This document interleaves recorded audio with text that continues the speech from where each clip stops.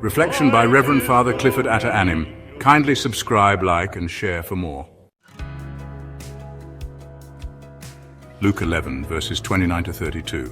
The demand for a sign and Jesus' response. Throughout history, many false prophets and self-proclaimed messiahs had led people astray. Because of this, and due to their own pride and preconceived notions, the Jewish religious leaders were unwilling to recognize the true Messiah in Jesus, a carpenter from Nazareth who had become an itinerant preacher. Despite the many miraculous healings and works Jesus had already performed, fulfilling the prophecies of the Old Testament, they demanded that he provide them with a special sign to validate his claims.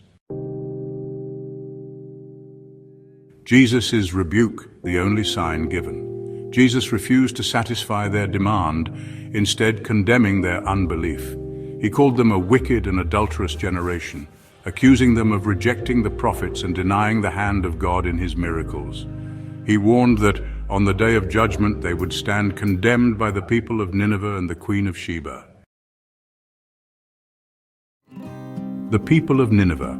Though they were Gentiles, the Ninevites repented upon hearing Jonah's warning and were spared from destruction. Jonah chapter 3, verses 5 to 10. The Queen of Sheba.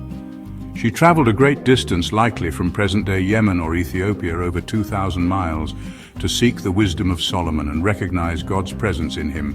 1 Kings chapter 10, verses 1 to 10. By contrast, the religious leaders had before them someone far greater than Jonah or Solomon, yet they remained blind to the truth.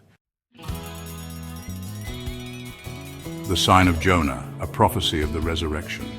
Instead of performing a new miracle on demand, Jesus offered them the sign of Jonah, a prophecy of his death and resurrection. For just as Jonah was 3 days and 3 nights in the belly of the great fish, so will the Son of Man be 3 days and 3 nights in the heart of the earth. Matthew chapter 12, verse 40. Just as Jonah's time inside the fish foreshadowed his mission to Nineveh, Jesus' burial and resurrection would serve as the ultimate proof of his divine mission. His rising from the dead would be the greatest and most undeniable messianic sign. Life applications. Recognizing God's signs today. The sacraments as signs of God's grace. Each sacrament is an outward sign through which God communicates his grace to us.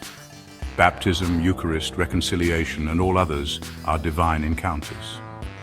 During the Mass, we participate in the representation of Christ's sacrifice on the cross, a powerful sign of God's saving love. Recognizing God's presence in others. Every person we encounter is made in God's image and is a